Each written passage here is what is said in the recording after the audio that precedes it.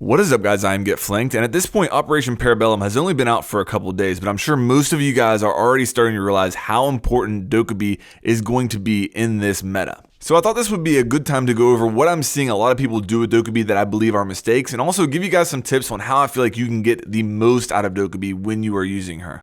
So let's start out here by talking about what I'm seeing a lot of people do with Dokkaebi right now that I feel like is a mistake. And I think it can be summed up by saying that people are playing too aggressive with Dokkaebi early in the round, and they're dying before they get a chance to use all of her utility. Now, when you're looking at Dokkaebi's utility, you have to look at three different aspects, and it's basically a checklist that you need to accomplish every round that you're using Dokkaebi. First of all, part of Dokkaebi's utility is that she can hack cameras. Now, in the camera meta that we're entering in Operation Para Bellum, the fact that there's 2 evil eyes, there's bulletproof cameras that operators have, there's more cameras on every map than there's ever been before. That part of the utility is probably her #1 priority. You playing as Dokkaebi do not want to die until you've at least had the chance to hack the cameras for your teammates. Because once you do that, once you hack those cameras, any of your teammates that die become 10 times more powerful than they would be if you hadn't have hacked those cameras. They're going to be able to get you so much more information and better callouts. That's going to make you so much better as a team.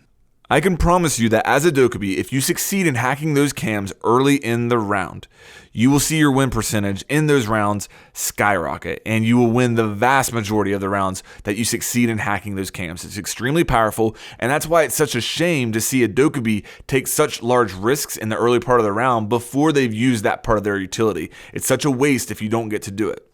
Now, you might be thinking, well, what if the other team doesn't bring the evil eyes? What if they don't bring the bulletproof cameras? What if they don't bring a Valkyrie? Then, Dokkaebi can only hack the static cams, so that's not that powerful. Well, that's what makes Dokkaebi so strong right now, is the next part of her utility is her phone calls. And her phone calls can be the difference between winning and losing a gunfight. Right there is a perfect example of how powerful her phone calls can be. I knew Maestro was there because I droned him out. I called him when I got close. He was turning off his phone. I turned the corner, got an extremely easy kill. That's a perfect example right there of how strong those phone calls can be. So again, even if you're not hacking the cams, or even if the other team's not putting a bunch of cams on the board, if you die before using your phone calls, you're also wasting that utility. And that utility can be the difference for you and your teammates in a lot of situations. Now, the third part of Dokkaebi's utility that has to be considered and that shouldn't be wasted is her smoke grenades. And yes, there are some cameras on the other team that can see through smoke now, but smoke grenades are still extremely powerful. And again, if you're Dokkaebi and you're dying before you get the chance to use those smoke grenades, then that's a waste and you're not helping your team as much as you could. So that's really the Dokkaebi checklist that you need to be going through on every single round that you're playing as Dokkaebi. First of all, did I hack the cams? Second, did I use both of my phone calls? And third, did I use my smoke grenades? If you accomplish all 3 of those tasks, I would be willing to bet that you're going to win that round. But you can't do that. You can't accomplish all those tasks if you're taking too much risk early in the round. You're going to waste Dokkaebi a lot if you're playing her like that. And I think that's the mistake that a lot of people are making. And it's understandable. Dokkaebi's pick rate has kind of gradually increased as she's been out. I know when she was first released, and I'm guilty as well, I didn't really see all the value in Dokkaebi. I thought she was kind of a waste. She has a weird weapon loadout, so it's kind of affected her pick rate. But as we've entered Operation Para Bellum, you can see her pick rate is skyrocketing, understandably, because of the ability to hack cams. But I feel like a lot of people are struggling when playing her because of how she was used in the past. Before, that ability to hack the cams wasn't as important as it is now, so you could take more risk. And if you died early with Dokkaebi, you weren't losing as much as you are right now. So people need to kind of get out of that mindset of playing Dokkaebi in previous seasons and realize how important she is now and play her with that in mind. So I mentioned that you need to play more conservative with Dokkaebi. Does that mean you just sit in the spawn the entire round? No. But what it does mean is that you as Dokkaebi should be one of the operators who drones for your teammates in the beginning of the round. Dokkaebi shouldn't be the entry fragger, in my opinion. Dokkaebi should be the operator who's droning for the entry fraggers. And then when you, as Dokkaebi, spot a roamer, you call that out to your teammates. You can use one of your phone calls to distract that roamer and help your teammates when they push them. When they push and get the kill, you then move in, hack that operator's camera while your teammates cover you, and then you move on through the rest of the round after that. Now, this is definitely easier when you're playing on a full team that has dedicated roles and communicates well, but it still works when you're solo queuing, guys. the clip you're watching right now is a great example of how this can work when you're solo queuing. You're going to see me playing as Dokkaebi. I stay outside the map at the beginning of the round, and I drone for the team. Now, I don't accomplish a lot on this drone. I do spot a Kavera, and I call that out to the team. I spot the objective, which is important on a map that you don't know. But I don't, help my entry fraggers, push a roamer, which is what I would like to do. But what I do is I stay alive, and then Ash eventually picks up a kill here. You'll see that once that happens, I get off my drone, rotate to where Ash got that kill, hack the cameras, and then play the rest of the round. Now, I'll let this round play out. You can watch it here, but pay attention towards the end of the round, how my teammates are pinging the last enemy alive and how it helps me win this round.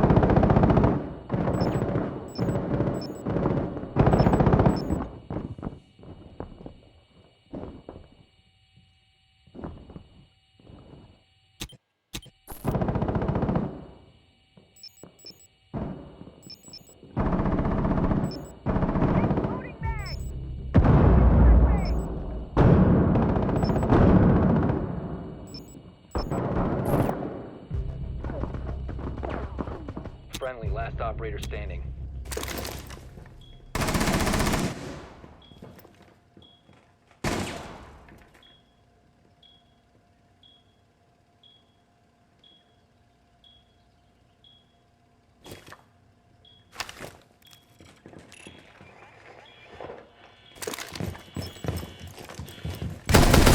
Last stop standing.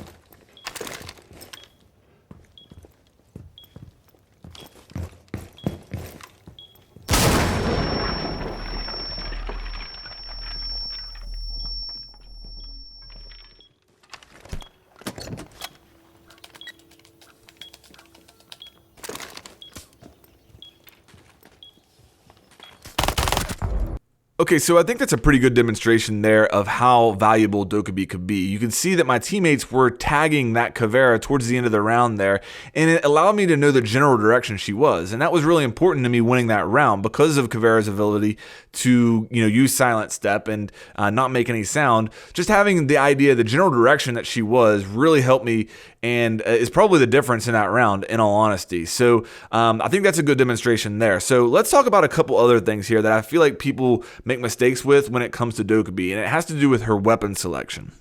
Now, the first thing that I would say is that I don't think that people are using her SMG-12 enough. I think that people are using that DMR and have the DMR selected as the weapon they have up and ready too much, and they should be using that SMG-12 more. Now, I understand the SMG-12 does have some crazy recoil, but please understand that SMG-12 has a max damage per second of 572.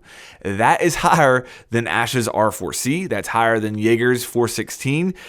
I mean, that's a pretty high damage per second, and you need to understand that the SMG-12 is a very capable weapon. Now, of course, the damage fall off is going to be at a shorter distance with the SMG-12 than it is with that R4C, but the average engagement in this game is under 10 meters, and that max damage goes beyond 10 meters. So what I'm saying is that the SMG-12 in the majority of your gunfights is going to be a really good weapon to have in your hands. It can win a lot of those gunfights. Again, that recoil is kind of crazy, but you have a large size mag with it, and it's actually pretty easy to use once you get used to it. Once you get used to that recoil, you can actually use it, and it can actually help you get a lot of headshots in a lot of situations. The other thing that I want to talk about when it comes to her weapons is the idea that you should probably be using angle grip on her DMR over the vertical grip. And on the screen right now, you're seeing some comparisons in the recoil between the DMR when an angle grip's on versus when a vertical grip was on. And there isn't much of a difference, in all honesty. There is some, but not much. And in my opinion, I would rather have that angled grip on to get the benefit of that ADS time, and you'll also see some comparisons in the ADS time on the screen now between angled and vertical grip. I'd rather get that benefit of the increased ADS time than the lower recoil, because even with the angle grip, this DMR that she has is pretty accurate. There's not a lot of spread there, as you can see on the screen. So I would say try it out. I'm not saying it's going to fit for everybody, but for me, I personally think that I'm getting to the point now where I prefer that angle grip over the vertical grip on her DMR.